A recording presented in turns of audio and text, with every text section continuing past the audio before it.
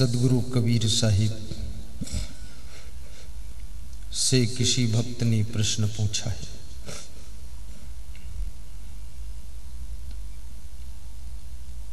कि संसार में तुमने क्या देखा है?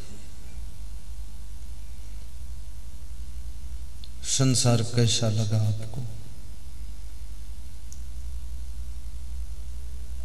सबकी दृष्टि बिलग बिलग होती है।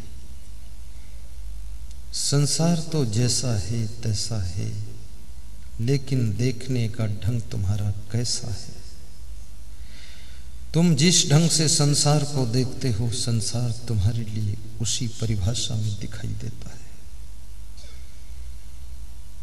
एक ही व्यक्ति को अनेक लोग अनेक शब्दों में परिभाषित करते हैं। कोई कहता है ये बहुत अच्छे आदमी है, दूसरा कहता है हाँ अच्छे आदमी है, तीसरा कहता है हाँ अच्छे भी हैं कुछ बुरे भी हैं, चौथा कहता है इससे दुष्ट तो कोई है ही नहीं और पांचवा कहता है अरे किसी किसी के लिए अच्छा है और किसी किसी के लिए बुरा भी है। किधर से तुमने उसको परखा है?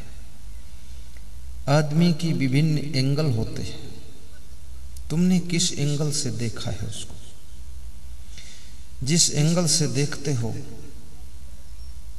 उस एंगल से तुमको परिभाषित करना पड़ता है। इसलिए आदमी को थोड़े समय में कहना कि अच्छा है या बुरा है, ये बात सत्य नहीं हो सकती। आदमी को पहचानने के लिए, आदमी को समझने के लिए, आदमी को रीडिंग करने के लिए, आदमी को गहराई तक जानने के लिए वर्षों का समय लग जाता है, जिंदगी बीत जाती है, पर आदमी को आदमी पहचान नहीं पाता है। और जब आदमी को आदमी पहचान लेता है तो आदमी के साथ आदमी कभी फेल भी नहीं होता है, हमेशा सफलता प्राप्त करता चला जाता है।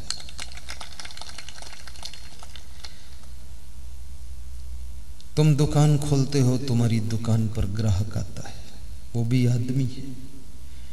ग्राहक दुकानदार को पहचानने की कोशिश करता कि ये ठग है कि ईमानदार दुकानदार है। दुकानदार भी पहचानने की कोशिश करता ये चालाक ग्राहक है या कि सज्जन ग्राहक है। तुम्हारी परीक्षा हर घड़ी हर टाइम हो रही है। तुम्हारी पत्नी भी तुमको बारीकी से परखने की कोशिश कर रही है। तुम्हारा पति भी तुमको रीडिंग करने की कोशिश कर रहा है। तुम्हारे पड़ोसी भी तुमको समझने की कोशिश कर रहे हैं। तुम्हारे शिष्य भी तुमको गहराई से समझना चाहते तुम क्या हो। तुम्हारा गुरु भी तुमको अंदर तक झांक कर देखना चाहता है वास्तव में तुम क्या हो। और बेटा भी चाहता है मेरा बाप कैसा है, और बाप जानना चाहता बेटा क्या क्या करता है। एक दूसरे को आदमी आदमी जानने में लगा है, पढ़ने में लगा है, रीडिंग करने में लगा है, और आदमी को आदमी समझ नहीं पाता है। आदमी बहुत गहरा शास्त्र है, आदमी का विचार समुद्र है, आदमी की सोच सागर है, और आदमी को पहचानना बहुत कठिन कार्य है। और आदमी को रीडिंग करना आ जाए तो आदमी कभी जिंदगी में फेल नहीं होता है, कभी फेल नहीं होता है। जहां ताली बजाने का अवसर आ जाए थोड़ा जोर से ताली बजा दिया करो, तुम हमको ही फेल कर दोगे 2 दिन में। हाँ, ऐसे निराश उदास सुस्त क्यों बैठते हो? घर में जो है सो है, बाकी यहाँ तो कम से कम ठीक से बैठो, निश्चिंत हो जाओ। ये झमेला तो मिटने वाला नहीं है। हर व्यक्ति के दिल में कोई न कोई दुख का इंजेक्शन लगा हुआ है। बहुत कोई बेटे से दुखी है, कोई बाप से दुखी है, कोई बेटी से दुखी है, कोई पड़ोसी से दुखी है, कोई बेईमान भाई से दुखी है, कोई जमीन कर्जा में डूबी जा रही उसमें दुखी है, कोई आदमी का काम बिगड़ गया इसलिए दुखी है, किसी आदमी का कोई पैसा उधार ले गया दे नहीं रहा तो दुखी है, कोई बीमारी के कारण दुखी है, कोई पड़ोसी के कारण दुखी है। दुख तो है, लेकिन दुख है इसका मतलब है कि तुम जिंदा हो। जब आदमी मर जाता है सारा दुख भी मर जाता है, और जब तक जिंदा रहते हो दुख भी जिंदा रहता है। दुख तुम्हारी जिंदगी की पहचान बता रहा है कि तुम दुखी हो, इसका मतलब तुम अभी जिंदा हो, मरे नहीं हो। और जिस दिन तुम दुखी नहीं होगे तो समझ लो अब तुम जिंदा भी नहीं हो, क्योंकि संसार में दुख तो राम के जीवन में भी था, दुख तो कृष्ण के जीवन में भी था, और दुख कोई न कोई तो रहता ही है। दुख को मिटाने की चाबी भी तुम्हारे पास रहती है, दुख को सुख में बदलने की केमिस्ट्री भी तुम्हारे पास में है, दुख को सुख में चेंज करने की कला भी तुम्हारे पास में है। वो क्या कला है? यदि विवेक तुम्हारा जागृत हो जाए तो दुनिया के कांटे भी फूल की तरह खुशबू देने लग जाते हैं, पराये भी अपने बन जाते हैं, और जीवन में आनंद उठने लग जाता है। गुलाब का फूल हमेशा कांटों की गोद में खिलता है। गुलाब गद्दों पर नहीं खिलता है, कांटों की गोद पे खिलता है। जिंदगी में सुख का गुलाब दुख के कांटों की सेज पर ही खिलता है। और कितना ही बुद्धिमान हो, दुख ने किसी को छोड़ा नहीं। राम भगवान को भी दुख ने नहीं छोड़ा। 14 वर्ष का वनवास हुआ वो दुख, सीता हरण का दुख, पिताजी के मरण का दुख, लक्ष्मण को शक्ति बाण लग गया वो दुख, कृष्ण भगवान को भी दुख ने नहीं छोड़ा। जब कृष्ण भगवान को समाचार मिला कि 56 करोड़ यादवों का विनाश हो चुका है, कृष्ण भगवान जंगल में जाकर पेड़ के नीचे बैठकर सोचते हैं ये क्या हुआ। इधर कौरव पांडवों का युद्ध समाप्त होते ही हमारे यदुवंशी समाप्त हो गए। याद रखना ये संसार मृत्युलोक है, यहां पर कभी कभी सामूहिक मृत्यु भी होती है। भूकंप आ जाए 10-50 हजार लोग सामूहिक मर जाते हैं, ज्वालामुखी फट जाए 1000-2000 मर जाते हैं, कोई एटम बम फोड़ दे 1,00,000-2 लाख मर जाते हैं। ये सामूहिक मृत्यु भी होती है। एक्सीडेंट हो जाए, ट्रेन में बैठी हुई 500 सवारियां सब घायल हो जाती है। जन्म हुआ है तो मृत्यु भी होगी, और जन्म तो मनुष्य के रूप में ही होता है। यहां पर जातियों का विभाजन होता है। तुम किस जाति के हो, यादव हो, ब्राह्मण हो, भूमिहार हो, मंडल हो कि कमंडल हो, शर्मा हो, खन्ना, पन्ना, खेत के गन्ना, कुर्मी ये सब जातियां, और जातियों में पांतियां बहुत है।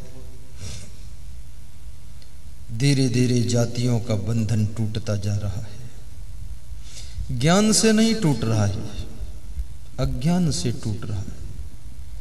वासना में डूबा हुआ इंसान जातियों के भेद को तोड़ करके किसी के साथ में शादी करता है। ये ज्ञान से जाति नहीं टूटी, अज्ञान से टूट गई। लेकिन जाति तो टूट गई, पर उधर वासना जकड़ गई जाकर के। ये जाति टूटने से भी कोई सदगति, कोई मोक्ष होने वाला नहीं है। सभी जातियां तुम मिटा दो, लेकिन अपनी बुराइयां नहीं मिटा सके तो जातियां मिटाने से मोक्ष नहीं होगा। जिस दिन बुराइयों को मिटा दोगे उस दिन चाहे तुम जिस जाति में रहो न रहो, लेकिन तुम्हारी सदगति हो जाएगी। और बुराइयों को मिटाने के लिए सत्संग का ही सहारा है, और कैसे भी बुराई नहीं मिट सकती। मनुष्य तो मर जाता है, लेकिन इसके भीतर कुछ चीजें जो हैं वो मरती नहीं। न मन मरे न माया मरे, मरी मरी गया शरीर, आशा तृष्णा ना मरी, कहिए संत कवि। मन नहीं मरा, शरीर कमजोर हो गया, मन कमजोर भी नहीं हुआ। मन मारो बांदरो रे घनी छलांगा मारे। राजस्थान में वहाँ के भक्त भजन गाते हैं कि मन मेरा बंदर है, बहुत छलांगे मारता है। और यहाँ भी मैंने सुना, एक झारखंड में भक्त गा रहा था कि जितना भी इसे समझाऊं उतना ही मचल जाए, ऐसा खतरनाक है। इसको जितना समझाते उतना ही मचल जाता है। तो फिर समझाते क्यों हो जब समझाने से ही मचलता है? तो ऐसे ही पड़ा रहने दो, समझाओ मत इसको। मनुष्य दुखी अपने कर्म से होता है। कभी कभी मनुष्य अपनी सोच के कारण भी दुखी होता है, गलत सोचता है। और तुम्हारी सोच का प्रभाव तुम्हारे स्वास्थ्य पर भी पड़ता है। यदि प्रसन्न होने वाली कोई बात सोचोगे तो आपका बीपी ठीक रहेगा। टेंशन वाली बात सोचोगे बीपी हाई हो जाएगा। जोश खरोश वाली बात सोचोगे बीपी हाई हो जाएगा। एक सज्जन डॉक्टर को बीपी नपाने गए तो नपाया तो डॉक्टर ने कहा 200 पर है तो दवा लेनी पड़ेगी। तो उसने कहा थोड़ा 5 मिनट बाद फिर से नापी। 5 मिनट बाद नापा, बोले ये तो बिल्कुल ठीक है, 70 और 110 है। बोले हुआ क्या? बोले उस समय मैं राजनीति के बारे में सोच रहा था इसलिए ये 200 पर बीपी चला गया। बोले अभी क्या सोच रहे हो? बोले अभी तो सोचना बंद ही कर दिया, बीपी सही हो। रात में सोते समय भी कुछ लोग सोचते रहते हैं। ये कितनी बड़ी विडंबना है, कितना बड़ा दुख है। दिन भर सोच लिया, 16 घंटे सोच लिया, 16 घंटे दुनिया के लिए दौड़ लिया, 16 घंटे इस लफड़ा का काम कर लिया। अब कम से कम 6, 7, 8 घंटे इस दुनिया के लफड़े से अपने को ऐसे खींच कर बाहर कर लो जैसे धान में से चावल निकाल कर बाहर कर लिया जाता है, और अपनी जिंदगी को खीर बना लो, आनंद से कीमत बढ़ा लो। सीखो। दुकान से तुम्हारा शरीर बाहर निकल जाता है लेकिन मन वहां फंस जाता है। मन को भी बाहर खींचना सीख लो। और वेद ऋषियों ने 10,000 वर्ष पहले एक बहुत बड़ी बात कही थी, आज भी वो सत्य है और ठीक है। वेद ऋषि कहते हैं कि खाते समय केवल खाइए, सोते समय केवल सोइए, देखते समय सिर्फ देखिए, सुनते समय सिर्फ ध्यान से सुनिए, सोते समय सिर्फ सोइए। बड़ी मजे की बात है। आदमी का मन स्थिर नहीं होता है।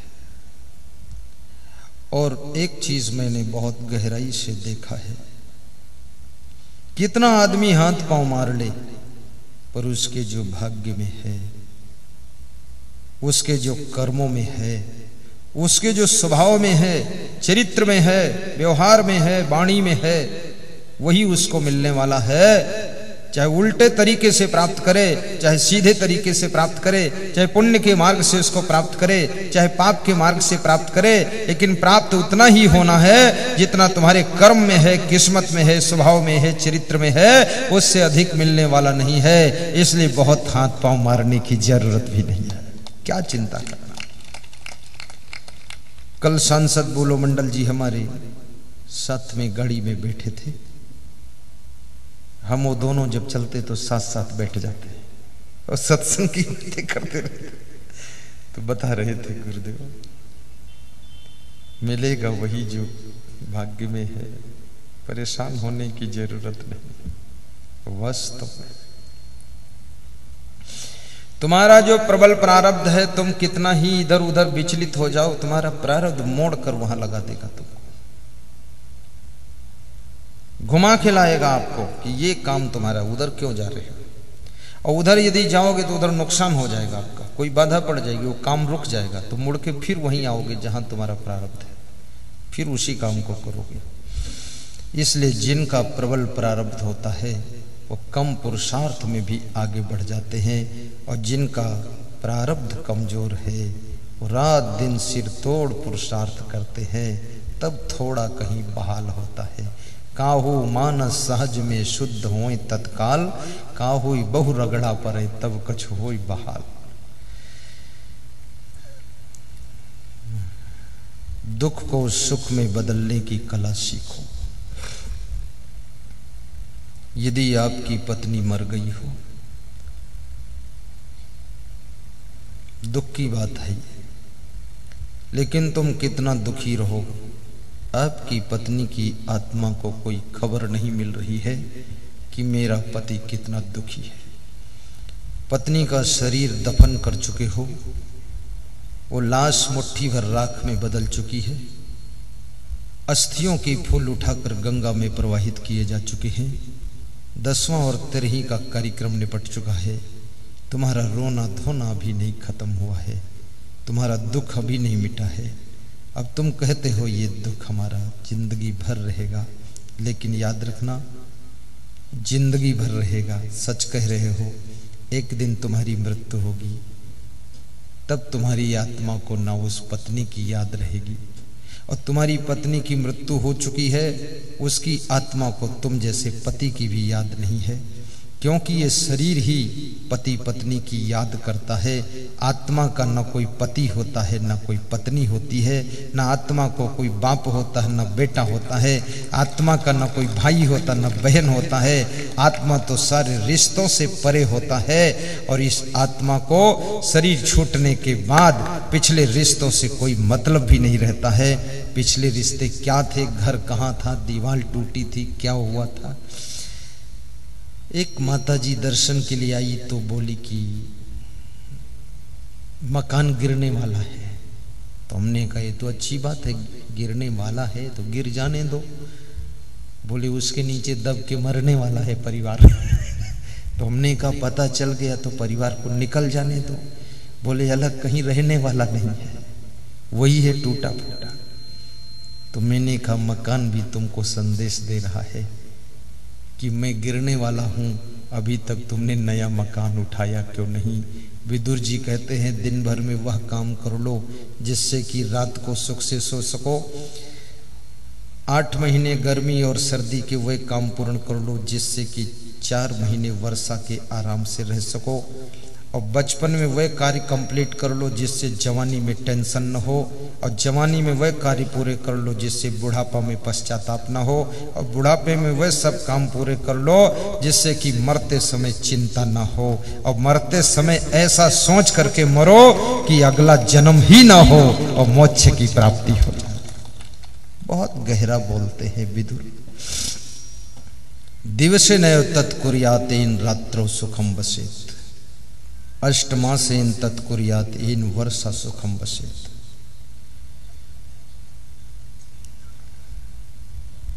पूर्वे वयस तत्कुर्यात एन वृद्धा सुखम वसेत, यावत जीवेन तत्कुर्यात एन प्रेत्य सुखम वसेत। बड़े अवसर मिलते हैं। जवानी में दुख है, इसका मतलब बचपन में कोई भूल हो चुकी है। बुढ़ापे में चिंता ज्यादा है तुमको, इसका अर्थ यही है कि जवानी में तुम कुछ गड़बड़ कर चुके हो। और मरते समय ज्यादा तुम असमंजस में हो, इसका मतलब है आपने जिंदगी सही ढंग से नहीं जिया है। और जो जिंदगी को सही ढंग से जी लेता है उसको मृत्यु में भी अमृत का दर्शन दिखाई देता है। याद रखना, मृत्यु उसके लिए मृत्यु नहीं है, मृत्यु उसके लिए नए जीवन की शुरुआत है, और उसको कोई टेंशन नहीं होती है। मरना तो एक बार है, क्यों मौत से डरें, धमकी चाहे जो दीजिए पर रंच न टरें। वो मौत से डरता नहीं है, क्योंकि जानता है मौत कितनी बार आई है, मुझे मार न सकी है। मौत केवल शरीर को मारती, और मौत कोई चीज भी नहीं है। मौत ऐसा भी नहीं कि कोई भैंस आकर तुमको मारती है, ऐसे कोई मौत आएगी वो मारेगी, ऐसा नहीं है। ये तो कहने के लिए चीज़ है कि मौत आएगी, आने वाली कुछ नहीं है। आपके पास 80 साल की उम्र की पूंजी है, वो धीरे धीरे एक दिन, एक रात, एक साल, 2 साल खर्च करते करते पूरी पूंजी खत्म हो जाती है, तब वो जीवन समाप्त हो जाता है। उसी का नाम मृत्यु है। मृत्यु ऐसा कुछ नहीं है कि कोई उसका रूप है या कोई रंग है या कोई आकार है या कोई बहुत बृहदाकार है या कनक भूधराकार है, वो आकर तुम्हारा गला दबाएगी। कितने लोग कहते ना, मरते समय चिल्ला रहे थे, हमको मत मारो, हमको मत मारो, अरे रे कौन दबा रहा गला हमारा। ये सब झूठी बात है। वो किसी से सुन रखा है तो ऐसा बोल रहा है, घबराया हुआ है। बाकी कोई मौत गला नहीं दबाती है, और मौत कुछ और चीज है भी नहीं। तुम्हारा जिस दिन से जन्म होता है उसी दिन से मृत्यु शुरू हो जाती है। जिस दिन से जन्म होता है, 1 मिनट अगर तुम जी चुके हो तो समझो कुल उम्र की पूंजी में 1 मिनट तुम खर्च कर चुके हो। 1 मिनट खर्च करने का अर्थ है 1 मिनट तुम मर चुके हो। जिसे तुम कहते हो कि हम 10 साल के हो चुके हैं, 10 साल के तुम बड़े नहीं हुए हो, 10 साल के छोटे हो गए हो, क्योंकि 50 साल कुल उम्र थी, उसमें 10 साल तुम जी चुके हो, यानी 10 साल तुम 50 साल में मर चुके हो। मरना कहो या जीना कहो, दोनों एक ही बात है। तुम्हारे पास 50 रुपये हैं, 10 रुपये तुमने खर्च कर दिया, अब 40 बचा है, 10 रुपये कम हो चुके हैं।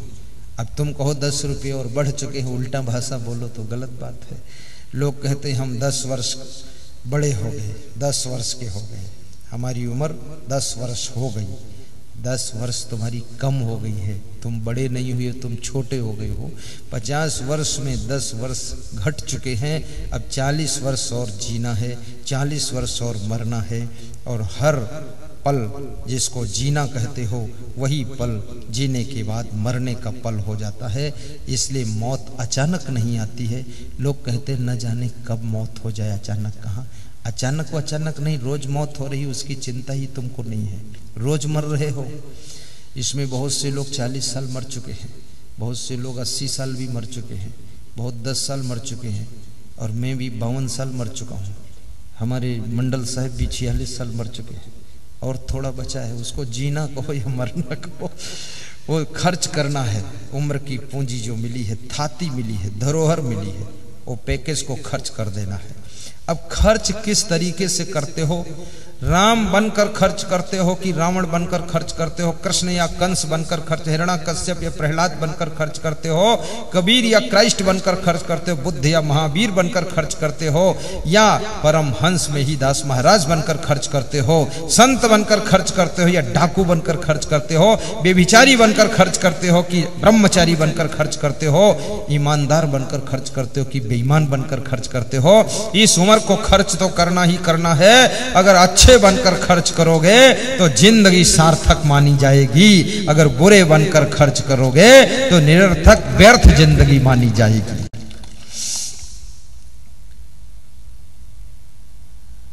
जीवन मृत्यु को डरा ना करो। और यहां मृत्युलोक में कोई अमर नहीं है। गए राम हो गए लक्ष्मण। कबीर साहब बड़े अक्खड़ संत हैं, पक्कड़ संत हैं।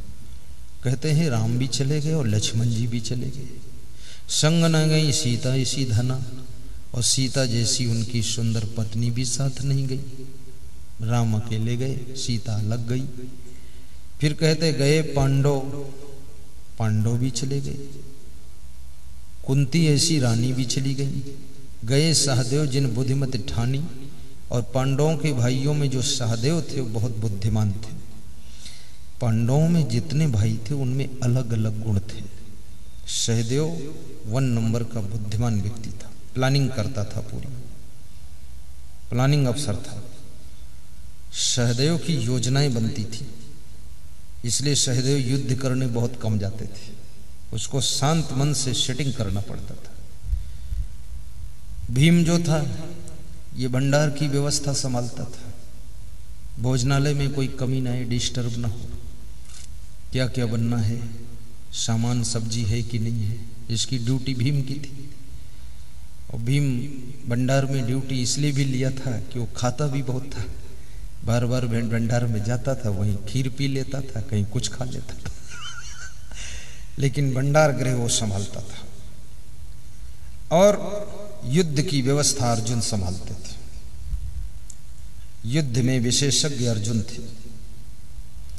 कोई न्याय फैसला करना होता था तो वो कार्य युधिष्ठिर करते थे। समाज का मिलन करना, किसी का दुख सुख सुनना, किसी को डिसीजन देना, दो आदमी लड़ गए उनको समझा देना, ये युधिष्ठिर का काम था। और जो नकुल था वाहन विभाग संभालता था, घोड़ों को संभालता था। घोड़े, रथ के बेरिंग, पहिया, चक्का ठीक रहना चाहिए, वो नकुल की जिम्मे व्यवस्था थी। और द्रौपदी जो है वो क्या संभालती थी? कुछ नहीं संभालती थी। सबको संभालने वाले पांचों पतियों को द्रौपदी संभालती थी। याद रखना, संभालने वाले को भी संभालने वाला कोई चाहिए। अगर संभालने वाले को सही संभालने वाला मिल गया तो फिर वो और ज्यादा को संभाल सकता है। इसलिए जो बुद्धिमान स्त्रियां होती हैं वे अपने अपने पतियों की व्यवस्था को संभालती हैं तो उनका पति 1000 गुना ज्यादा सिस्टम को संभाल लेता है। जो बुद्धू स्त्रियां हैं वो पति से ही झिकझिक करती रहती, लड़ाई करती रहती हैं, तो पति के अंदर जो सबको संभालने की क्षमता थी वो कमजोर पड़ने लग जाती, उसका मनोबल डाउन हो जाता है और फिर वो कुछ भी नहीं संभाल पाता है। बुद्धिमान शिष्य केवल अपने गुरु को संभालता है और गुरु बाकी सारे सिस्टम को संभाल देता है। याद रखना भाइयों बहनों, संभालने वालों को भी संभालने वाला तुम्हारे घर में कोई होना चाहिए। जो सब कुछ संभाल रहे हैं उनको भी संभालना पड़ेगा। मेरा सत्संग छत्तीसगढ़ प्रदेश में दीपिका कॉलोनी कोरबा जिले में था। चरणदास महंत मध्य प्रदेश के सूचना प्रसार मंत्री, गृह मंत्री उसमें आए हुए थे। तो लोग बार बार कहते थे चरणदास आ रहे हैं, कहाँ बैठेंगे? तो मैंने कहा चरणदास है तो चरणों में बैठे, और कहाँ बैठे कोई खोपड़ी दास थोड़े है जो खोपड़ी बैठ जाएगा। अरे बोले गृह मंत्री है, तो हमने कहा तो अपने घर में बैठ जाएगा, आने तो। उनको पता नहीं था गुरु जी के बहुत प्रेमी है। आए चरणदास महंत, उनके लिए मैंने कहा कुर्सी भी लगा देना और सामने गद्दा भी लगा दो और मैं अपने पास भी बिठा लूंगा। तो उनको बताया कुर्सी बैठ जाओ, तो बोले मैं गुरु जी के चरणों में बैठूंगा। तो हमने कहा जैसा नाम वैसा चरितार्थ कर दिया। तो वो सत्संग में जो विशेष अतिथि थे वो कोरबा कोयला खदान के कॉन्ट्रैक्टर थे, जिनके पास में 10,000 ट्रक, 2-3 कोयला की ट्रेनें उनके ठेके में चलती है। उनकी पत्नी दर्शन के लिए आई मेरे निवास पर। उसने कहा गुरुदेव बस 1 मिनट चरण छू लूं।